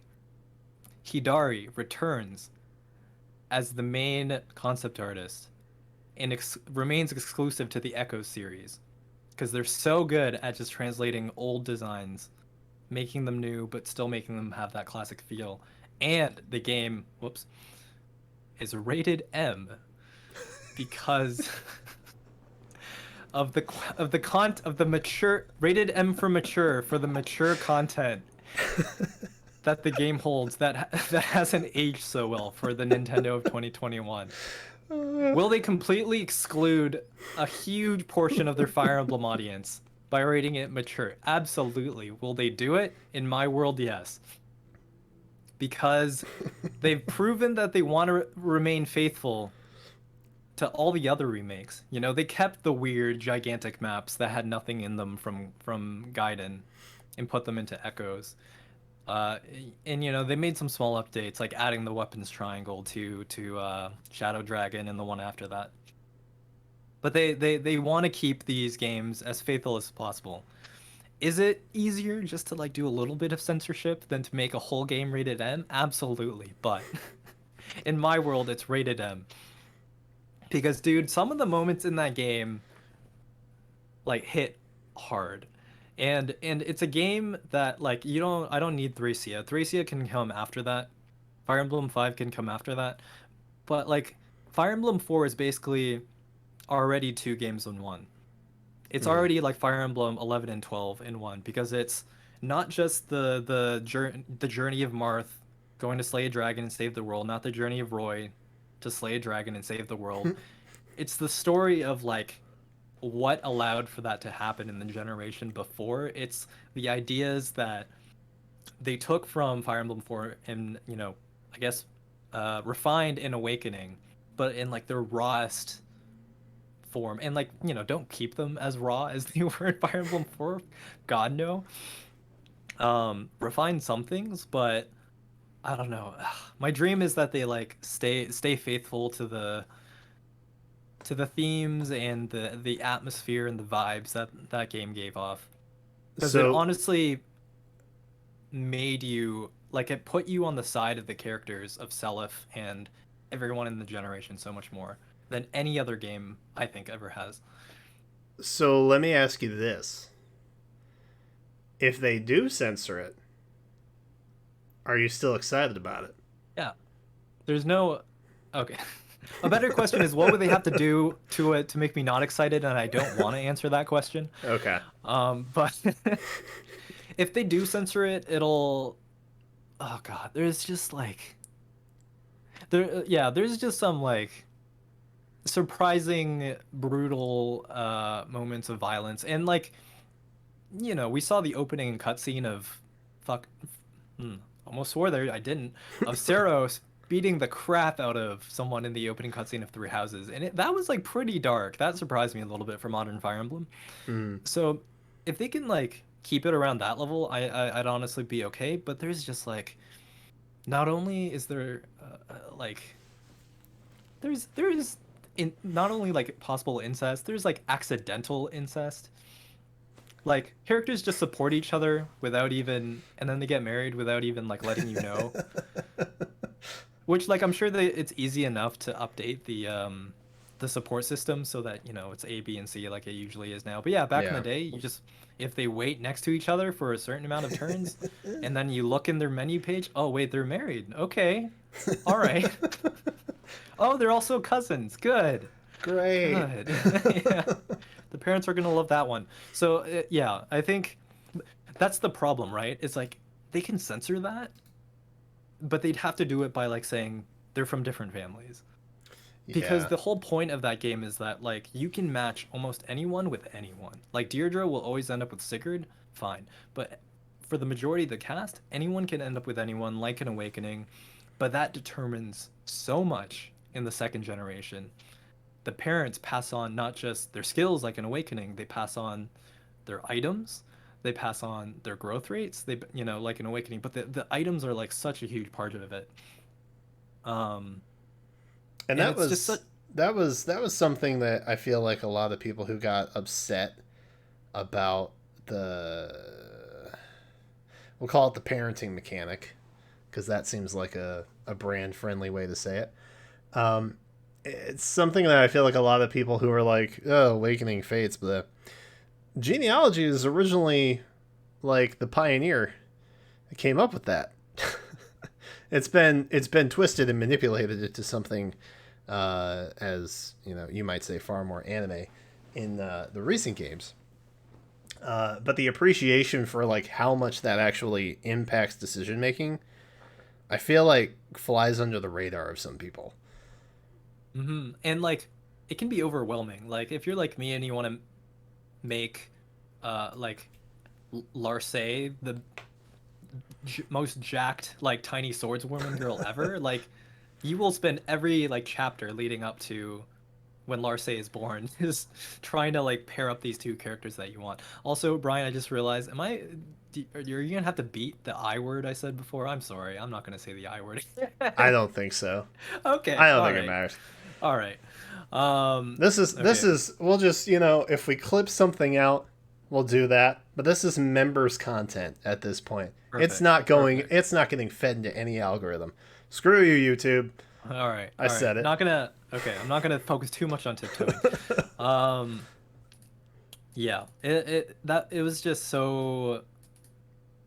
They'll try to make it accessible, I'm sure, but I mean, there's they gotta be a way they can do it. they did censor Tokyo Mirage Sessions.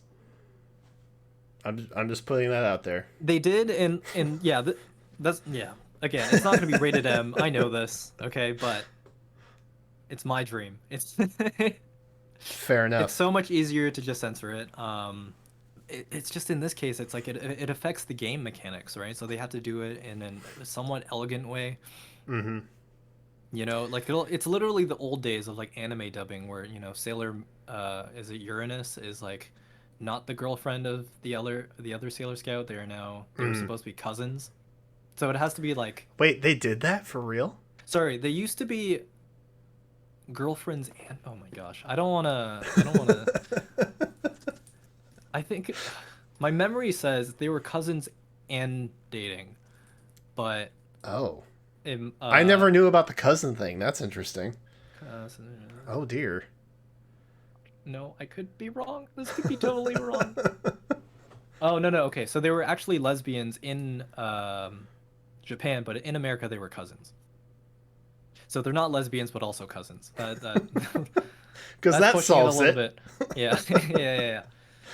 Right. So there's just Uh, all these moments in Sailor Moon where they would be like awkwardly close to each other, and then it just made it worse because now they're cousins, but they're strangely close to each other, and you're not sure why. Anyway, it's like that level of censorship, right? And it's like yeah. nonsensical in Tokyo Mirage Sessions too. You know, they got rid of the bathing suits, but then there's a bathing suit in one of like the combat animations. Um, Makes perfect sense.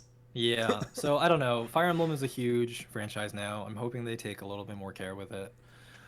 Um, and you know they let things through in like who's that one Blade from Xenoblade 2? Who just looks like she's about to topple over because she's Oh. so Yep. Yep. I think yeah. I know which one you're the. Oh God, what was she? She has like a wedding-esque dress. She's got like a wintry blue white kind of thing going on. Yeah, Anyway, she has some stuff kind of like like that gets polar through, bear right? thing. Yeah. Yeah. Yeah. Stuff like that gets through, but then, you know, Tsubasa's skin has to be covered up in her wedding dress in Tokyo Mirage Sessions. So, I don't know. There you go. That is my biggest dream with a very long tangent attached to it about Fire Emblem 4. It's a good dream. I Mm-hmm. respect it. Mm-hmm. I will be screaming either way on Tuesday, whether it comes out or not. But hopefully it'll be screams of excitement and not disappointment. You know, it was. So let me ask you this: was your desire for an FE4 remake, was that fueled by Twitter, who seems to collectively think that it's definitely going to happen, or was it just a manifestation of your own desires that drove that? Uh, I think it's like primarily my own desires. Obviously, Twitter pushes it a little bit, just makes it Mm. feel that much more tangible. But I don't. I try. I take most things with a grain of salt. I think, and like I said, I think I'm deep down pretty realistic, despite how hype I can get about stuff. And like I said, it's 2021. There's all these collabs. There's things like Final Fantasy VII Remake, which people were waiting for like since the original game came out, let's say.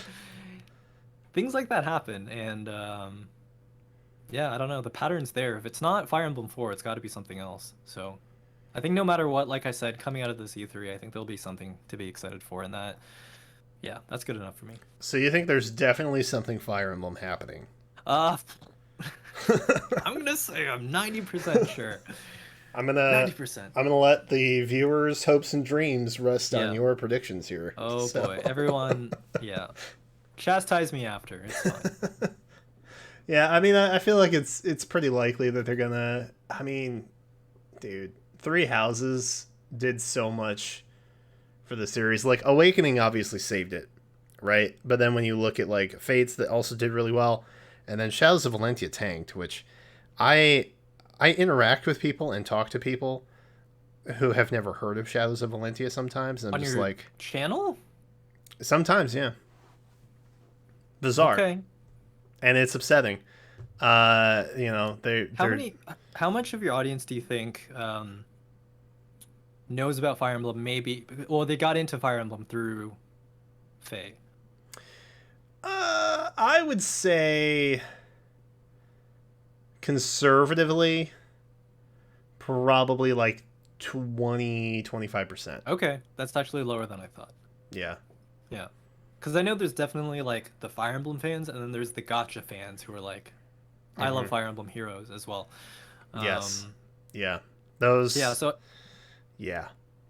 but I feel like if you've been paying attention to Fire Emblem since Awakening, I imagine Echoes would at least show up on your radar. Maybe you're not interested in it for whatever reason, but And see, that's the thing too. Like even for newer Fae players, they have no recollection. But when Fae first came out, like 2 months into the game, Echoes came out, and it was just straight up Valentia content for new heroes banners for a solid like 2 or 3 months, and then I feel like everybody got burnout, and then that's why this newest banner that featured like Zeke and Tatiana and some other Valentian favorites, like that was such a big deal to everybody. It was like, wow, we haven't seen any, like the last time they had a new Heroes Valentian banner was October 2019. well, That was a long time ago. Like, yeah. So I'm trying to think if there's that many cipher cards either, because that's like another gauge I use for oh yeah. how popular. Like Sacred Stones does not have that many characters. Tokyo Mirage Sessions obviously has even less. But I think there's like quite a few. I mean, and it's different between Japan and here. Obviously, Right. people in Japan have memories of Gaiden. Yeah. Um, I mean, Celica made it into Warriors. yeah. That's something. Alm didn't. Poor Alm. Nope. Too many Falchion users, so you can only have Marth. Get out of here. Yeah, how's the male-female ratio in that game? Because I noticed, like, after playing Tokyo Mirage Sessions, I became more interested in the units in Fae, and then I was like, oh, they released all the girls and none of the guys. Is that a coincidence? Yeah, I mean, for what it's worth, Itsuki is like still one of the best free-to-play units that you get. Oh, just to Itsuki's have. in the game? Yeah, he got Is he free released. He was a free unit when they came out Okay. for like a Tempest Trials or something like that. But you can get him with okay, Grails. okay. So he's 100% Great. free. If you want. I'm glad the main character's in there. That's that's great. I was very sad that Toma didn't get in, honestly. Like Toma, the hero. that was kind of a bummer for me. And Wow, I've never seen this art before. Okay. for what? I had no idea he came out for Itsuki. Oh yeah. Yeah, he's in there. He's a pseudo Crom. Crom fans have been so thirsty for any kind of Crom that they can get. That they just kind of adopted Itsuki as a pseudo Crom. But yeah, it's pretty wild. We haven't had any Tokyo Mirage stuff either, which is kind of bizarre. Like, I don't know if you're familiar with Tap Battle, but okay. So when Tokyo Mirage Sessions came out, they had like a whole thing in Fae for it. They had the banner and stuff, but they had the Tap Battle in Fae that had the tracks from Tokyo Mirage Sessions in it, which is pretty sweet. Yeah. And now we have a facility where you can get songs in the game and add them to your screen menus, and Tokyo Mirage Sessions is not on there. So it's like, So, wait, does that mean you can actually? Because when I played Faye, that it usually just meant you're playing the same song over and over. for whatever song was available. So you're telling me now you could just select tracks for tap battle? No. So when you go in, you can manually change which screen plays which song. Okay. So like your ether raids can have one track, your home screen can have one track. Oh, okay. Yeah. And that's good too. Yeah. But there's no Yeah. Tokyo Mirage sessions, which, Mm. you know, everything in there slaps. So disappointing. But did they have it? Did they still have it on the maps for the story missions? those are still there, I think. Because I wonder if it's just like too jarring for some people to suddenly have J-pop in this game that otherwise would never have J-pop. I love it. I want to meet those people I who mean, I are like it upset about too. it. But Yeah, I like it too, just because it's so bizarre, right? Like, even though I'm not into the idol thing, some of the shenanigans those guys get up to in battle and outside of battle, like, it's just fun to watch, even if, it just perplexes me. But that keeps me going. It's like I just want to see the next weird. Like, there's nothing like taking down a huge like demon god with the power of song and dance. That's something you can only get oh in my this game. god, the ending. Oh yeah, oh yeah. So good. Yeah, not to spoil like who Yeah. what the final arc is, but there there's gonna be a big baddie, right, that you have to take down, and they're gonna look somewhat like a Shin Megami Tensei Persona type enemy. But then, yeah, friggin' Momori comes in with a berry and a dog suit, and they go to school or something, and the god's dead. Who knows really how Yeah. anything works. Perfect game. Perfect game. Oh god. Yeah. It's good. Play Tokyo Mirage Session, seriously. You guys should do that if you haven't. Do it. I highly recommend. It's Yeah. I recommend it. That's how I put it. Like, just take my word for it, please. That's all. I did all the side content minus like the minor fetch quests in under 40 hours. So, not a huge investment. Nope. That's a work week. Easy. Yep, just skip work and oh, my mic just came off of the arm. Cool. Well, hey, do we have any other E3 things that we have yet to cover besides Literally all the non-Nintendo stuff. all non-Nintendo stuff? I don't know how much your members are going to care about non-Nintendo stuff, but hey, listen, if you have any what do you have any big expectations, predictions outside of Nintendo that you're most excited for? Final Fantasy VII Remake, that's it. It's my life. And it's not even my life because I can't play it. They show the Yuffie DLC again. You know what to expect. Okay, it's literally out like tomorrow. In hours, yeah. We're But hours then away. they show the guy. Do you know who the guy at the end of the last trailer was? I didn't know there was a last trailer. Oh No, god. it was the initial. Oh, sorry, I mean the initial trailer when they Oh. announced all the Fortnite, Final Fantasy, and they announced like 3-4 different games, right? The mobile demake of the remake of Final Fantasy, the Battle Royale Final Fantasy 7. Was that it? No. Oh god. Hold on. You don't remember this? I don't know that I saw it. Dude, pull it up on screen. All right. And we can watch it together. We're looking for Yuffie 7 Remake. Is that a good enough YouTube Just look search? up probably Final Fantasy 7 Intergrade trailer. Might be enough. And I don't know like how deep you are in the final. Oh god, we can have like an entire podcast because we've never like talked that much about Final Fantasy 7R. Just that like, I like it. You also like it? All right, is this it? Is this what I'm looking for? Yeah, I think that's it. Yeah, announcement trailer. And I don't know if you want to watch it's 3 minutes, but yeah, it's mainly at the end. There's a thing that you see that opens so many questions. They changed the doors. That's the most important part. The doors look better. The motel.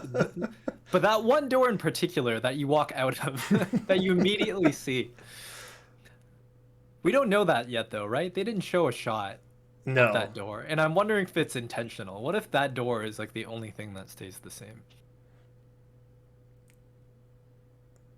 Oh wait, no. They tweeted something today about it, I think. The door? Yeah, for Oh. like Cloud's door. The Square. I wouldn't put it past them. Square Enix's Twitter knows what they're doing, I think. All right, lovable Yuffie, great. Voiced by the same actress who voices Eula in Genshin Impact, and Mm. also Juno It's in another Fae. Teen Wolf actress, right? I think like they pulled a lot of these actresses from either that show or just like a bunch of TV shows in general. All right, this guy. No, it's like you can skip to the very end. I want if you guess like very close to the end. It's like after the title slides and whatever. Look, it's a Moogle.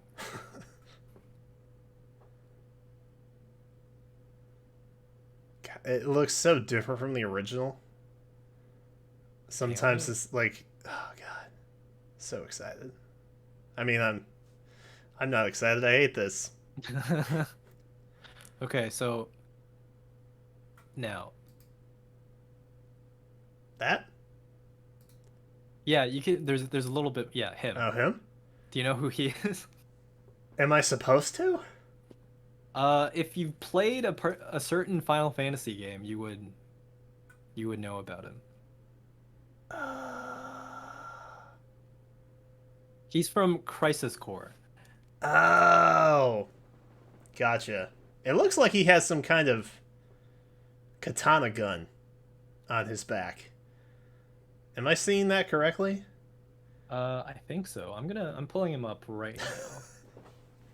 I actually forget his name this very moment, but so there was Genesis, who is the red coat, brown haired lad, and then there's this guy, who I think is like the big bad of that game. But the point is, it just opens so many questions Mm-hmm. about this universe. So I hope that if they do happen to show like, oh, Yuffie DLC is out now, Intergrade is out now, they will show a little bit more of an extension on this tease, explaining why the hell we're covering Crisis Core right Why not? now in the. I They're mean, there. it's going to be one big amalgamation of all things Final Fantasy. Right. That's what I feel like it's becoming. Which is what the D-Make game is too, right? Like they're putting Mm-hmm. it in the mobile game. It's like, oh, let's just retell the entire story, and I don't know how many people are gonna play that whole thing, especially if they have to pay for different parts of it. But And it's coming out in sections, right? I I would hope so, because otherwise, by the time they get it done, like they're gonna have to release it in sync with the main game, which makes it like extra complicated. But they basically have to like keep fans who haven't played the original games up to date with some context. That context fuels and makes the remake games more enjoyable and more interesting. Because, like, I don't know if you agree, but if you should play the original Final Fantasy VII or have a knowledge of what happens if you want to fully enjoy remake. Hmm. Um, and like yeah, throwing this guy in like it just makes it even more complicated. So like I haven't played Crisis Core, so now I'm like reading a wiki, you know, about what I should expect from this guy and what they're gonna do different about him. Yeah, I never got to play any of the PSP games, Yeah, so and I did not play Dirge of Cerberus either. So yeah. I'm in the dark there. I was in the beta for First Soldier, which is pretty sweet. If you like PUBG with Final Fantasy VII skin on it, which is basically what it was. Am I allowed to say that? I don't know if I'm allowed to say that. We'll keep that our secret. Anyway, yeah, I feel like they're just gonna. Oh, look, the ending of remake itself pretty much kind of just blew everything open, right? We were just kind of like, oh, what? I love it. Where are I they? still think Where are they about it taking it? today. Right? Yeah. It's good. I'm very pro because I'm not like I've played Final Fantasy VII, right? I don't necessarily want to play it again, but I love the story and the characters and the depth and the world. And so if you give me something like that that ties just into the lore of the game itself, I'm on board. And I feel like that's kind of what's happening here. Um, and to be pulling from other portions of the Final Fantasy VII series as a whole is pretty sweet. I did not know that this. I didn't pay attention to that part. Evidently, I was completely You were too busy blindsided. excited, like talking to chat or something, right? Because you were so excited about this DLC either already. Clearly, yeah. It's. I was like, yes, guys, I'm totally gonna get a PS5 3 months ago. It's gonna happen. Yeah, that's like I was telling people when this, as soon as this dropped, I was like, okay, now you guys have a reason to get PS5, right? Because before it was just like if you wanted to play Demon Souls or Miles Morales. And they're like, no, I'll just wait a little bit closer until it comes out. Then I'll get the PS5. Like I can just pick it off the shelf. like like it's that easy. Mm-hmm. And that is why, I feel like even if I'm not over the moon about the Switch Pro, I will get a Switch Pro at the earliest opportunity. Oh yeah, yeah. Yeah. Had I known I was gonna have this issue, absolutely would have just got a PS5 pre-order, like for And sure. had you known that the pre-orders were going to drop that very same day that they announced it, right? Yep, 100%. Like Yeah. I hate that they have done this. Honestly, like they've pretty much opened the market for scalpers and been like, here you go, have fun. I hate it. Apparently the PS5 and Series X, or just Xbox in general, outsold Switch for the first time this past month. Well, how about that? Probably 90% of scalpers. But Yeah. Where are so they getting these? Where are they getting these PS5s from? That's what I want to know. yeah, so they're getting made, but yeah, they're not getting into the hands of people who, actually enjoy them, which is sad.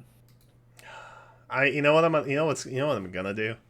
I'm gonna end up overpaying for a bundle with games and stuff that I don't care about, just so I can get the console. I feel Oh, like dude, that's what's gonna happen. even that's gonna be hard, dude. Like you can sell those games for a decent price probably, but yeah, Mm. picking like I had to buy a pre-built PC because I wanted the graphics card in it.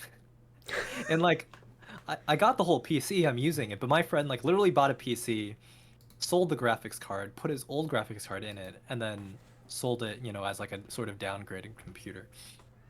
Like that's how desperate things are things are getting. And it's not gonna get better either, like people are saying the shortage is gonna run well into 2022. So yeah, if that's why, they can't. I think that's why they're putting God of War 2 on the PS4 as well, even though it's gonna change the design a little bit. Like in Final Fantasy 7, they had all those like those tight corridors that you have to slide in through sideways, right? Like that's all for giving the chance to give the game a chance to load the next area while you're slowly moving through this crevice. So there'll probably be more of that. There you go. There's the door. Whoa, it looks like a door. Right? Did it? I don't. It didn't even used to have like. It's got a It's got base like a little plate at the pattern on bottom. it. Yeah, it used to just be like a flat, rusted metal door or something, right? Get a PS5. I'm telling you, man, it's so worth it. Uh, yeah. Somebody said, what do you most? What's the first thing you're trying? The door. So they replied with their own tweet from earlier today. Classic. So Love for a it. game like this, are you gonna play in 30 FPS 4K, or I mean, again, once you get a PS5? Sorry. All hypothetical. Yeah, or are you a performance guy or are you a fidelity guy? Um, I've never really cared much, honestly. Either way. Yeah, like I don't have a great TV, number one. So does the extra graphical edge even matter? Maybe. But probably frame rate then. Frame rate will still make a Yeah. difference. Yeah. So I don't. All hearsay. It's all we don't even know if it's happening because PS5. But hey, someday I'll get in on that and I'll feel I will celebrate you. excitement I will reply to that tweet as soon as possible. Oh man, someday. Order the Switch Pro as soon as you get a chance, friends. That's And like literally like as soon as they announce it, keep your eye on Twitter. mm-hmm. Follow your Wario 64s or whatever you got, whoever else you have in the States. Mm-hmm. That's half the reason why my figure collection has gone up in the last year or so. Is just because Twitter? they have pre-order options that last for X amount of Oh, weeks, and you can just sign up for it. yeah. Oh my god, we didn't even talk about Fire Emblem figures. there's so much left to talk about. But we are at like almost 2 hours, so I don't know. I need to let you go at some point tonight. Hey. Are there any other E3 things we should touch on? Any I'm just gonna name for drop. the people? I'm gonna name drop games that your audience might not care about. Elden Ring, we've been waiting for years. It's gonna be great. That's it. Fable, uh, Ooh, I ooh, think it's a reboot. Oh, yeah, you're excited for Fable? Do you have history with spicy. Fable? I played the original. Yeah. Dude, I picked up the anniversary edition like last week. I put it in, and this is like the remake, right, of the original. Mm. Oh my God, it looks so bad. And this is only like I guess 2 generations ago now. It looks, Yeah. but like Fable just has like its own charming atmosphere, right? I feel like it was so like quirky and charming, and yeah, that's a game that I think will be really fun to return to. And Peter Molyneux is no longer working on it, so maybe it won't get over ambitious. That's like one of the few reasons I'm excited to have a PC now. So, Fair. yeah, I mean, I think that's it off the top of my head. Yeah. I'm waiting for a Donkey Kong game. I think they're going to announce something along those lines. Just from Nintendo. We're going to be expecting something big, and Nintendo's going to be like, hey, look, it's Donkey Kong Tropical 3's 8. You guys wanted this, right? Cool. And Do you everybody think? be disappointed. I was gonna say, do you think Mario Kart is possible? But they're probably gonna limit one per console, right? Like, is it gonna be that different that someone with Mario Kart 8 is gonna? Well, see, that's the thing, because Mario Kart 8 Deluxe was just a port of Mario Kart 8. So we didn't Right. technically get a new Mario Kart on Switch. Mm-hmm. We just got, the Wii U version with all the DLC, which is really nice. But I think they have to. Like it's a new console. I feel like they have to drop some kind of Mario RP, or IP rather, right? Mm. Because they just did the golf thing that's coming out at some point, and they did something similar to the Switch with Mario Tennis. Um, I don't know. I feel like if they don't give us a new Mario Kart, like Mario Kart 9, I'm gonna be a little bit sad about that. I'm not even like a big Mario Kart guy. I don't. Maybe they will just drop Breath of the Wild, but I feel like they also brought, which Breath of the Wild was technically on the Wii U as well. Just throwing that out there. Anybody that I cares. remember that. I have a sealed copy of that. I'm hoping that is my child's tuition someday. I'm not gonna hold my breath on it though. But Mario Odyssey came out around the same time, a couple months after Breath of the Wild. So I don't know.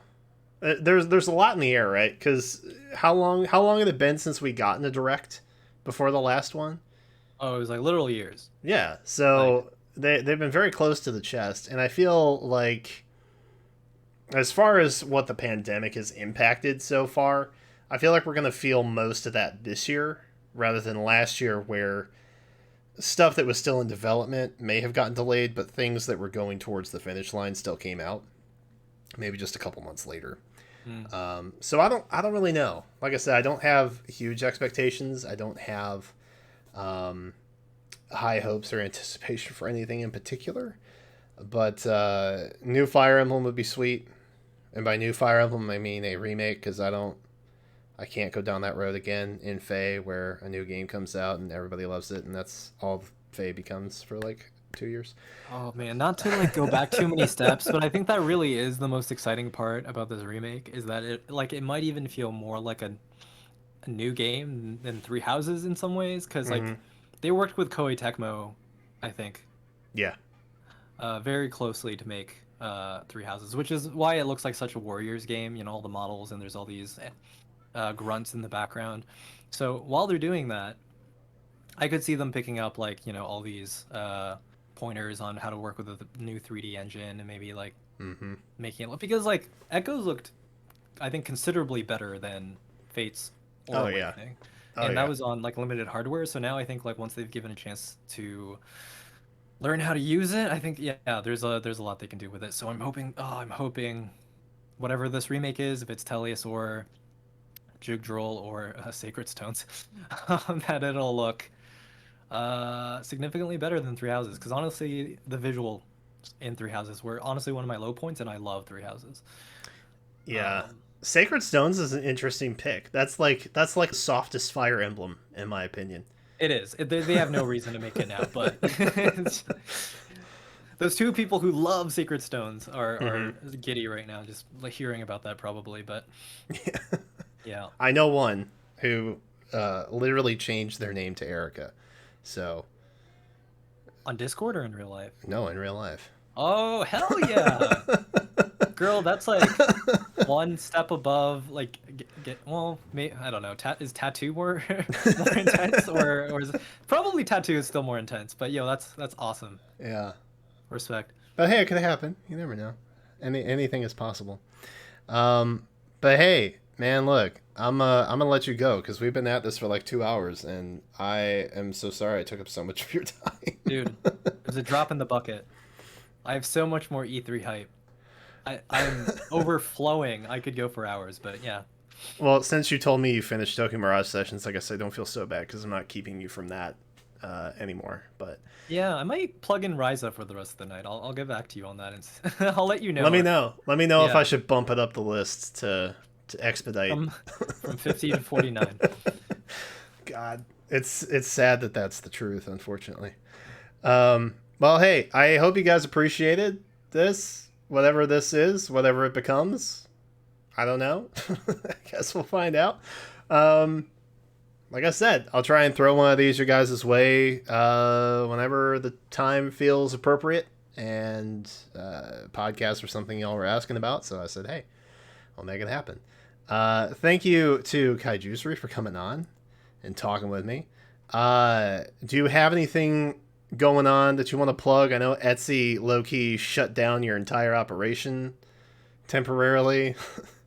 So for anyone who doesn't know, if you want to follow me, you can find me on Twitter at Kaijuicery. I draw. There will be links in the description. Don't you worry. I draw art. Drew a lot of Fire Emblem recently. Gonna get back to that. Oh my goodness. Oh yeah. Numa print that that's coming. Brian is waiting for. Which I have to say also, I get asked about the Nephany stand sitting in my background. It came from him. He made this with his hands. They can see that? It's back there. They can see that. I get asked about it. Every couple of videos is a comment about something that's in the background here. Well, there's 2 more on the way. Yeah, there are. And I'll just let you know now. I'm gonna send you an extra Cordelia for your channel. As thanks for having me on the podcast. Oh, okay. I gotta get you cipher cards too. Don't make no mistake. Those are coming your way. So yes, you should all go follow Conrad and retweet all of his things, and tell Etsy to free him, and also follow on Twitch if you haven't. But I know that you have because you're loyal. You're KCB loyalists watching this right now, and I know that you have done so already.